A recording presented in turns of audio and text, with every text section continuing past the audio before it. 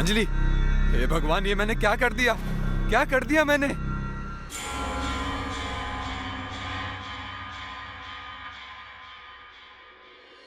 Sir, मैंने अपनी पत्नी अंजलि का खून कर दिया है। क्या? पर क्यों मारा तुमने अपनी पत्नी को? सर, मैं नशे में था, कुछ समझ नहीं पाया। मैंने तो सिर्फ उसे डराने के लिए गन उठाई थी। पता नहीं गोली कब चल गई सर। अच्छा, ठीक है, चलो।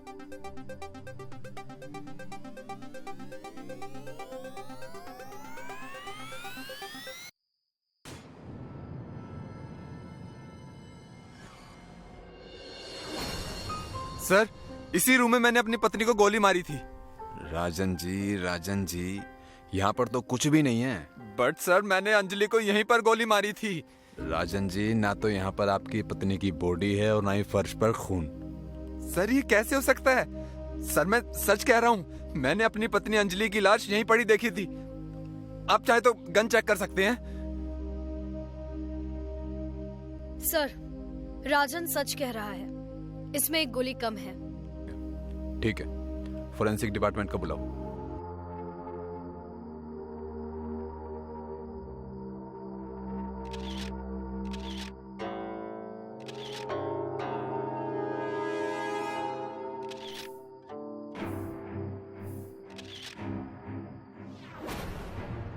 खून के निशान तो हैं, पर लाश यहाँ से कौन ले जाएगा और किस लिए? हेलो, क्या? सर, वर्सोवा नदी के पास अभी एक औरत की लाश मिली है।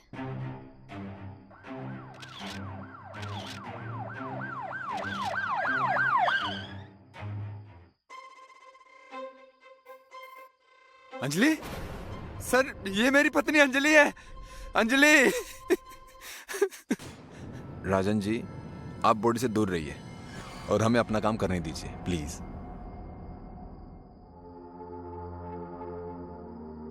राजन जी, आपकी पत्नी की बॉडी में कहीं भी गोली लगने के निशान नहीं है। ये कैसे हो सकता है? मैंने खुद गोली मारी थी सर। सर, मुझे ये झुमका मिला है। ये झुमका? ये झुमका तो अंजलि की छोटी बहन निधि का है। इसे हमने गिफ्ट किया था निधि के बर्थडे पर। क्या अंजलि और निधि के बीच में कोई झगड़ा था? सर, निधि प्रॉपर्टी को लेकर अक्सर अंजलि से लड़ती थी। कभी कभी तो नौबत हाथापाई पर भी आ जाती थी। प्रॉपर्टी का क्या मसला था? प्रॉपर्टी का कोई मसला नहीं था। अंजलि खुद चाहती थी कि प्रॉपर्टी निधि के नाम हो जाए, लेकिन उसे ड्रग्स की बुरी लत लग गई थी। इसलिए अंजलि ने उसे कहा था कि अगर प्रॉपर्टी चाहिए तो उसे ड्रग्स छोड़नी पड़ेगी। ये निधि कहाँ है? निधि ज्यादातर अपने पनवेल वाले फार्म हाउस पर ही रहती है। कामिनी, बॉडी को पोस्टमार्टम के लिए भिजवा दो और हम चलते हैं निधि के पास।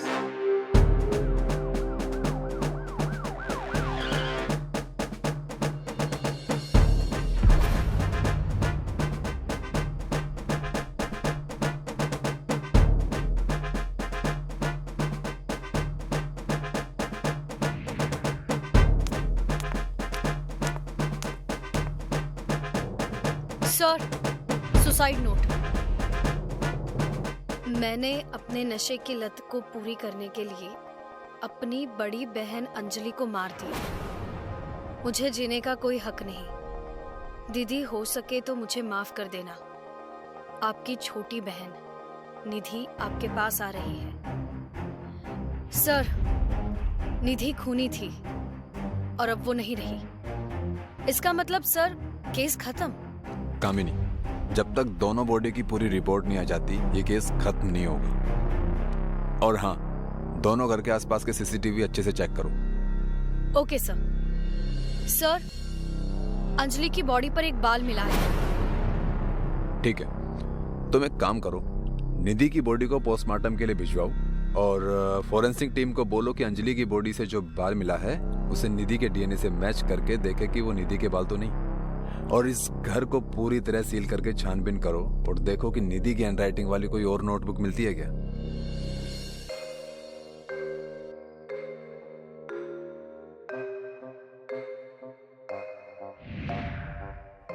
सर, एक डायरी मिली है।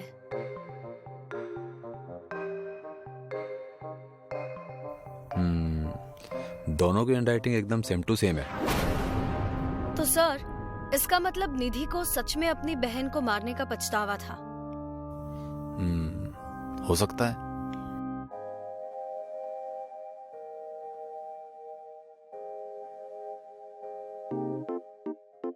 सर, अंजलि की पोस्टमार्टम रिपोर्ट से पता चला है कि उसकी मौत पानी में डूबने से हुई है, लेकिन उसके सर पर एक चोट का निशान भी नहीं है। उसे किसी भारी चीज से मारा गया था, लेकिन ऐसी कोई भी भारी चीज हमें अभी तक नहीं मिली है। कोई नहीं, खून का पता तो चल गया। निधि जिंदा होती तो बता देती वो भारी चीज है कहाँ, लेकिन वो तो। सर, अंजलि की बॉडी पर जो बाल मिला था वो निधि के डीएनए से मैच नहीं हुआ। क्या? इसका मतलब खूनी कोई और है? जी सर, आप सही कह रहे हैं, क्योंकि अंजलि और निधि के घर के पास वाले सीसीटीवी फुटेज को जब मैंने देखा तो एक रेड कैप वाला इंसान नजर आ रहा है, जो दोनों ही जगह पर कैप से आया है।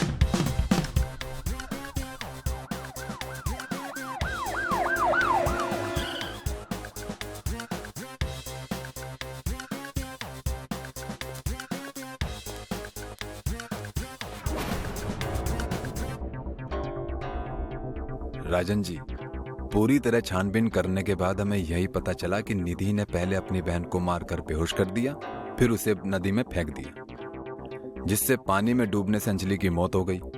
एक लाइन में कहें तो निधि ने ही अंजलि का खून किया और फिर पछतावा करते हुए उसने आत्महत्या कर ली। अब जो भी हो, मेरी अंजलि तो नहीं आ सकती ना। राजन जी, खुद को संभालिए। समझ नहीं आ रहा खुद को कैसे संभालूं। मुझे संभालने वाली तो अब रही नहीं।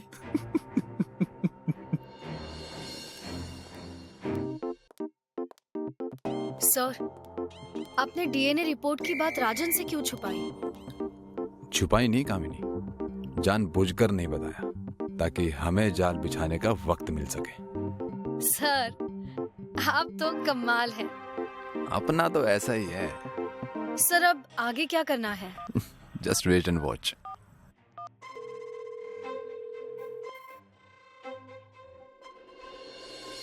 Hello, cab company? मैं इंस्पेक्टर राठौड़ बोल रहा हूँ। कोला कैब कंपनी को छोड़कर बाकी सभी कैब कंपनीज आज के लिए बंद कर दीजिए, और कमल रोड मैंगो विला के लिए जो भी कोला कैब जाए उसकी डिटेल मुझे तुरंत चाहिए।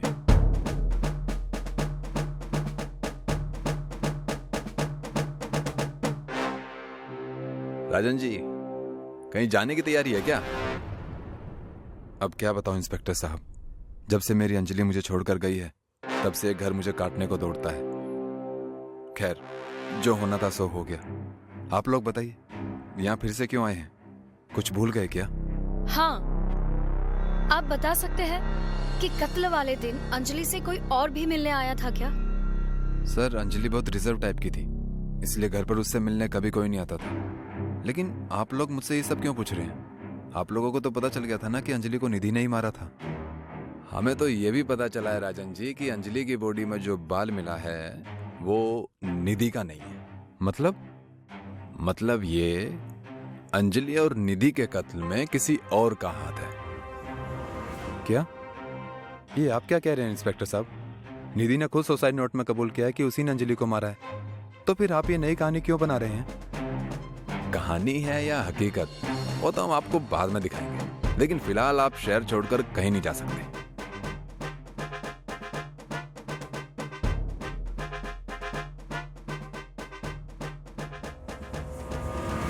सर, अंजलि और निधि के कत्ल वाले दिन जिस नंबर से कैब बुक हुई थी वो नंबर यही है। हेलो, ओके, ठीक है, ड्राइवर का नंबर भेज दीजिए जल्दी।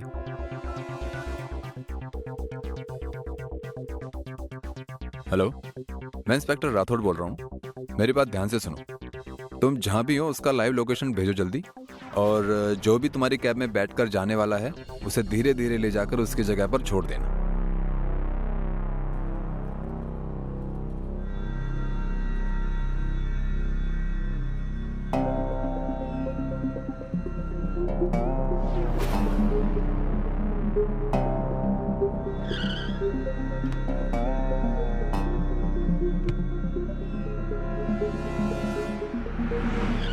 क्यों फोन करके बुलाया?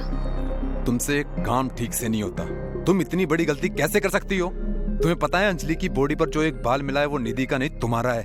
अब मुझे तुम्हें भी मारना पड़ेगा।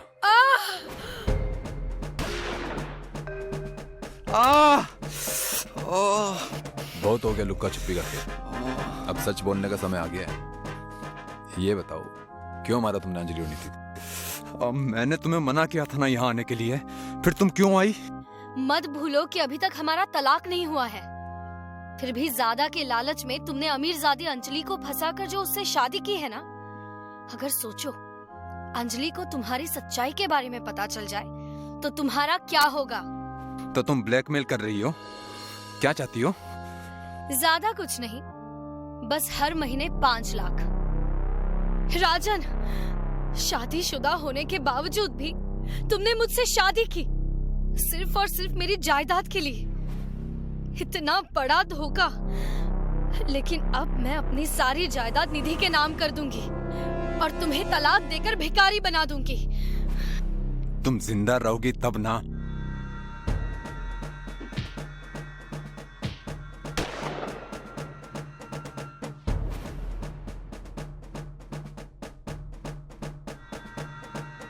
फिर महिमा ने अंजलि को नदी में ले जाकर फेंक दिया। हमने निधि पर दबाव डालकर उससे लेटर लिखवाया, उसे फंसाया ताकि जायदाद का कोई हकदार ना बचे, और सारी जायदाद तुम हड़प लो। प्लानिंग तो बहुत अच्छी की थी तुम दोनों, लेकिन अफसोस प्लान फेल हो गया। अंजलि और निधि को जान से मारने के जुर्म में तुम दोनों को गिरफ्तार किया जाता है।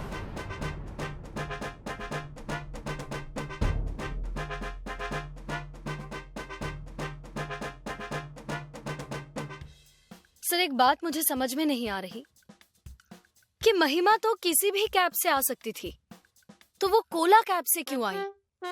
क्योंकि कोला कैब को छोड़कर मैंने सारी कंपनीज को बंद कर दिया था, तो ऑप्शन में सिर्फ कोला कैब ही बचा। समझी? सर, आप तो कमाल है। अपना तो ऐसा ही है।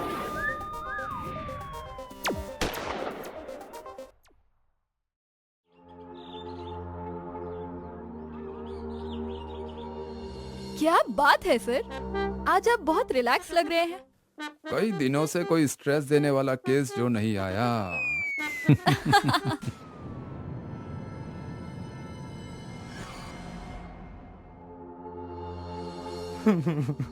लुट गया मैं सर, मैं लुट गया। किसी ने मेरी दुकान का सारा सोना लूट लिया। सर, ये तो ब्रिजेश जी हैं, शहर की सबसे बड़ी ज्वेलरी शॉप के मालिक। सर, आप पानी पीजिए।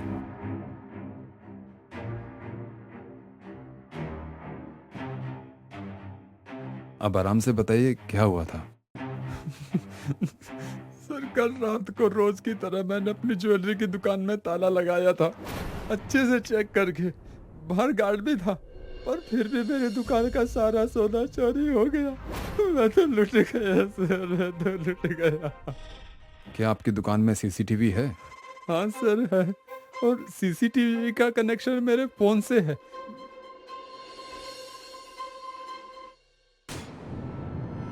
ये देखिए।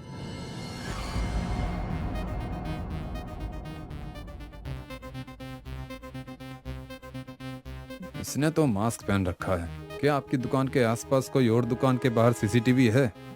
जी सर, वहाँ एक मेडिकल शॉप है जहाँ 24 आवर्स सीसीटीवी चलता है। ठीक है, वहाँ जाकर चेक करते हैं, शायद कोई सुराग मिल जाए।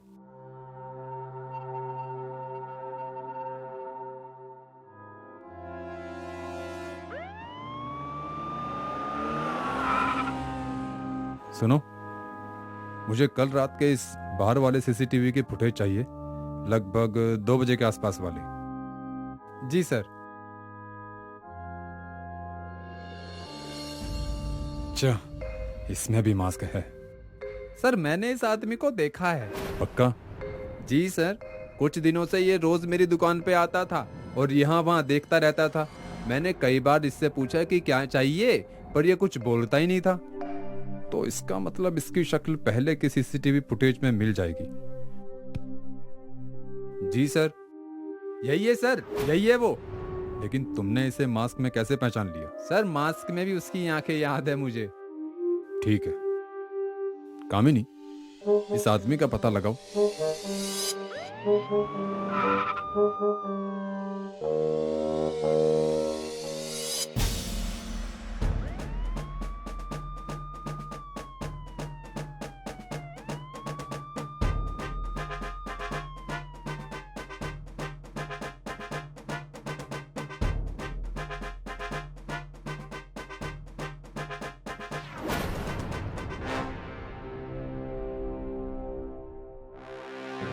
ये तो एकदम हूबहू है। जी सर, पर दोनों में से ये फोटो वाला कौन है मुझे समझ नहीं आ रहा, इसलिए मैं दोनों को यहाँ ले आई हूँ। ठीक है सर, मैं आलोक हूँ और ये शलोक है। हम दोनों थिएटर में ही काम करते हैं। कल रात आप दोनों कहाँ थे? हम कहाँ होंगे, अपने ही घर पर सो रहे थे। शलोक, तुम कितने बजे रात को सोए? लगभग 12 बजे। और तुम? मैं तो 11 बजे ही सो गया था। अच्छा, तुम दोनों के एक केस के सिलसिले में यहाँ बुलाया था। ब्रिजेश ज्वेलर के यहाँ चोरी हुई है और मुजरिम तुम्हारी ही तरह दिखता है। वो कोई और होगा सर, हम चोर नहीं हैं। और सर, आपको हमारी बातों पर यकीन नहीं हो रहा है तो हमारे घर वालों से पूछताछ कर लीजिए। वो तो हम करेंगे ही, काम है हमारा। अब आप लोग जाइए, आगे आपकी जरूरत पड़ेगी तो वापस बुलाएंगे।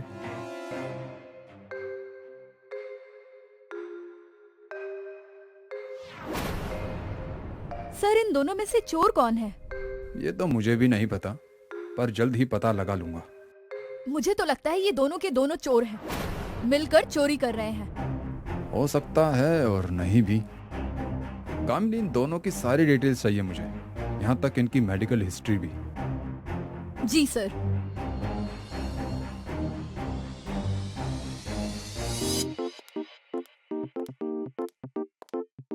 हाँ कामिनी, बोलो। सर, इनकी मेडिकल हिस्ट्री तो नहीं मिल पाई, पर इनके एक फैमिली डॉक्टर हैं जो बचपन से इन दोनों का ट्रीटमेंट कर रहे हैं। उनका नाम डॉक्टर जय है। मैं आपको उनका एड्रेस टेक्स्ट कर देती हूँ। गुड वर्क कामिनी।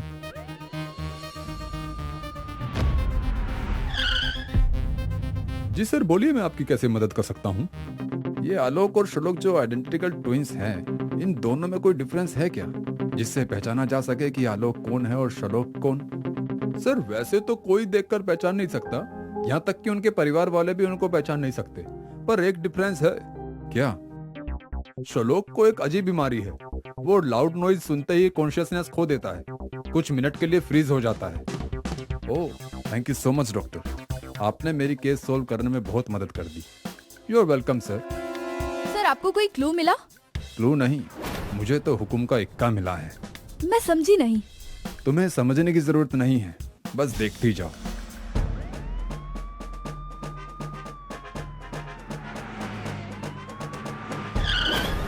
मैडम, आपने रिसेंट ज्वेलरी शॉप की चोरी के बारे में तो सुना ही होगा।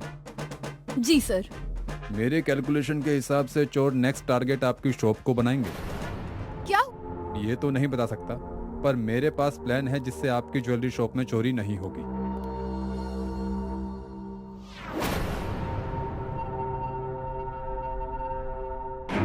जैसा मैंने कहा है वैसा ही कर दीजिए बस। Okay sir.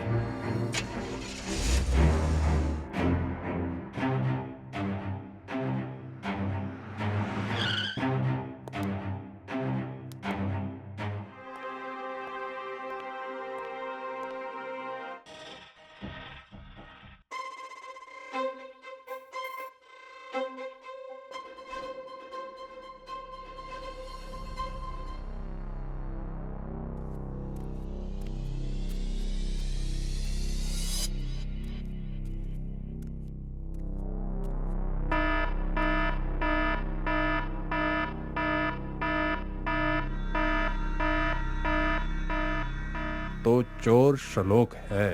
आपको कैसे पता सर? क्योंकि शलोक को बीमारी है, वो लाउड नॉइज सुनकर पैनिक हो जाता है। ये आप कैसे कर लेते हो सर? अपना तो ऐसा ही है। Case solve. शलोक की आइडेंटिफिकेशन भी हो गई और उसके खिलाफ स्ट्रॉन्ग एविडेंस भी मिल गई। सर, आप तो कमाल हैं।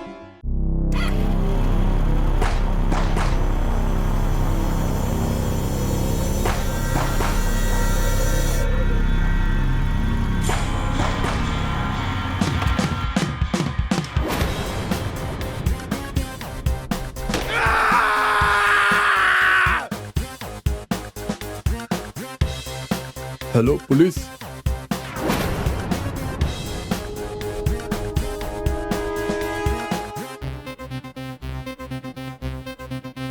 मरने वाले का नाम दिनेश गुप्ता था और ये रोहताश कंपनी में काम करता था। सर मैंने लोगों से पूछा तो लोगों ने कहा किसी ने भी गोली मारने वाले को नहीं देखा। और जिसने फोन करके इस घटना की जानकारी दी उसने क्या कहा? सर उसने बताया कि 2 लोग थे, लेकिन चेहरा ढका होने की वजह से वो उन्हें पहचान नहीं सके। एक आदमी ने लाल रुमाल से अपना चेहरा ढक रखा था और दूसरे ने काले से। एक नजर में वो बस इतना ही समझ पाया कि लाल रुमाल वाला आदमी हट्टा कट्टा और लंबा था और काले रुमाल वाला आदमी एवरेज हाइट का था। एक काम करो, यहाँ आसपास के जितने भी सीसीटीवी हैं सबके फुटेज कलेक्ट कर लो, शायद लाल और काले रुमाल वालों की कोई और भी क्लू मिल जाए।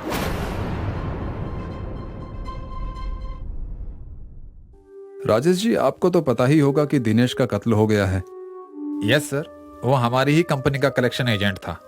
क्या दिनेश का किसी से कोई विवाद था? ऑफिस में तो किसी से नहीं था, बाकी सर हमारे काम में कलेक्शन को लेकर कुछ ना कुछ तो लगा ही रहता है। कल दिनेश किससे कलेक्शन लेने गया था? सॉरी मैम, ये पता नहीं है। पता नहीं है से क्या मतलब आपका? मैम, कलेक्शन एजेंट्स के पास रिकवरी की एक लिस्ट होती है।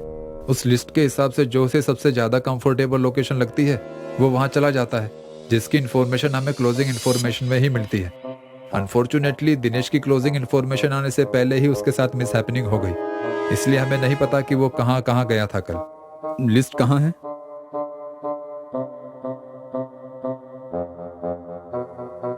कामिनी जी, लिस्ट के सारे लोगों को पुलिस स्टेशन बुलाइए।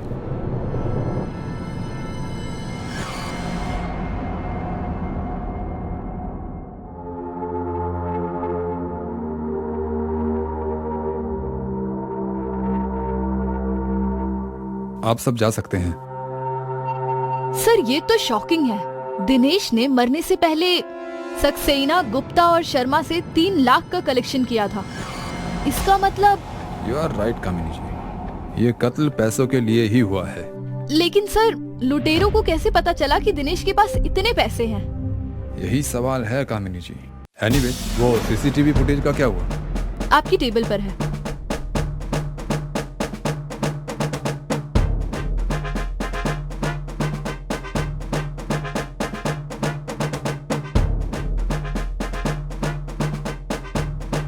सर वारदात के बाद दोनों साथ में भागे थे, लेकिन आगे जाकर एक आदमी तो गायब ही हो गया, किसी भी फुटेज में नहीं दिख रहा है।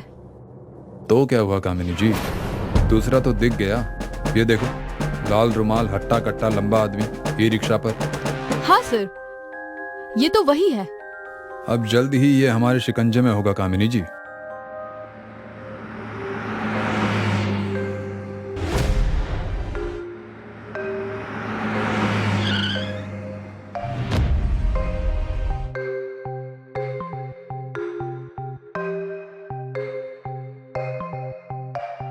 हाँ हाँ साहब, मैं जानता हूँ, ये लखन भैया हैं। पक्का ये वही है? हाँ हाँ साहब, ये जिस कंपनी में काम करते हैं वहां तक मैं इन्हें रोज छोड़ता हूँ।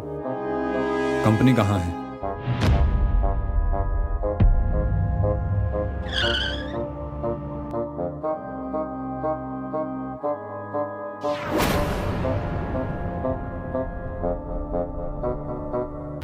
लखन नाम का आदमी यहाँ काम करता है, थोड़ा हट्टा कट्टा है। हाँ सर, यही काम करता है, पर एक हफ्ते से लखन और उसका दोस्त जीतू दोनों अपने गांव खंडवा गए हैं। उनका कोई फोन नंबर, कोई फोटो है? फोन नंबर तो नहीं है सर, दरअसल वो दोनों फोन यूज ही नहीं करते, लेकिन फोटो है मेरे पास। कामिनी जी दोनों बहुत होशियार हैं, कोई उन्हें ट्रेस ना कर पाए इसलिए फोन यूज नहीं करते। लेकिन उनको पता नहीं है, राठौर से बचना मुश्किल ही नहीं, नामुमकिन है।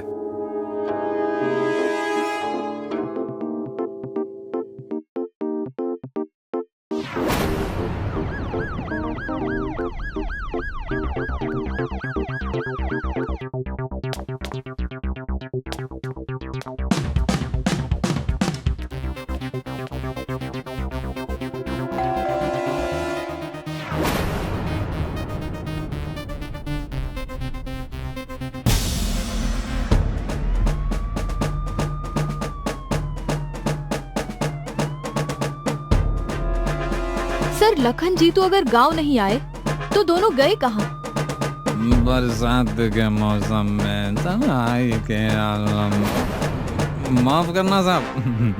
सलाम साहब, मैं रघु साहब। सब मैंने पी नहीं है। वो तो मेरे दोस्त लखन और जीतू बड़े शहर से आए तो थोड़ी पी ली, कसम से साहब। लखन और जीतू? हाँ साहब, लखन और जीतू मेरे यार, जाने जिगर, दुखों के साथी, मेरे हम प्याले, मेरे हम प्याले। अरे वाह, ऐसा है तो हमें भी मिलवा दो उनसे, 2 घूंट हम भी मार लें आपके प्याले ख्यालों के साथ। साहब बेबड़ों का तो एक ही ठिकाना, 24 घंटों में जब मौका मिले लगा दो ठेके का निशाना। वही मिलेंगे साहब। और ये वही जगह कहाँ है रघु जी? कितना मीठा बोलती हैं आप। सुनिए, ये लखन और जीतू जब भी शहर से कमाकर लौटते हैं तो अपने गांव के घर में घुसने से पहले 15-20 दिन अंग्रेजी शराब के ठेके पर ही दिखते हैं।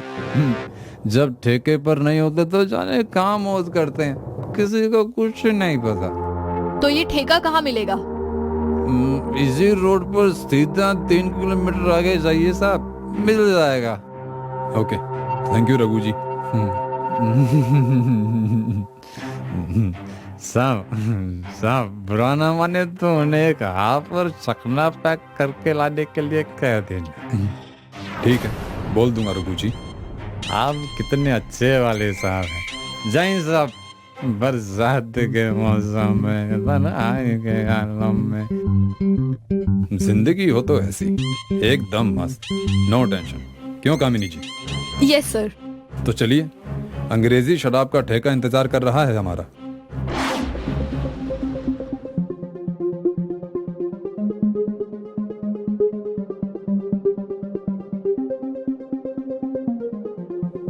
सर दोपहर से शाम हो गई है, 10 से 15 कप चाय पी चुके हैं।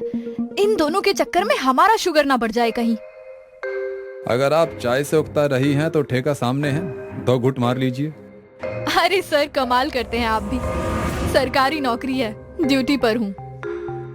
ठीक है, तो ड्यूटी के बाद ले लीजिए। आपकी जानकारी के लिए बता दूं सर, मैं शराब नहीं पीती। पीती नहीं हो तो जीती कैसे हो? ये चाय पीकर। सर वो दोनों आ गए।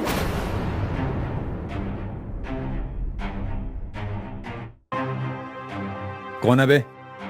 बे नहीं बाप, इंस्पेक्टर राठौड़।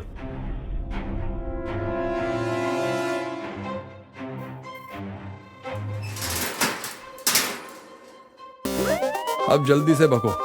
तुम दोनों ने दिनेश को क्यों मारा? किसके कहने पर मारा, बोलो। हमने उसे किसी के कहने पर नहीं मारा साहब। उसकी किस्मत खराब थी जो उस दिन वो हमारे हाथ लग गया। हम तो उससे बस उसका बैग छीनना चाहते थे, पर बहुत दम था उसमें। वो हम पर भारी पड़ने लगा तो गोली चल गई। तुमने चंद पैसों के लिए बिना किसी हिचक के एक मासूम की जिंदगी छीन ली। अब तुम्हारे इस अपराध की सजा तुम्हारी जिंदगी छीनेगी तुम दोनों से। फांसी होगी तुम दोनों को, फांसी।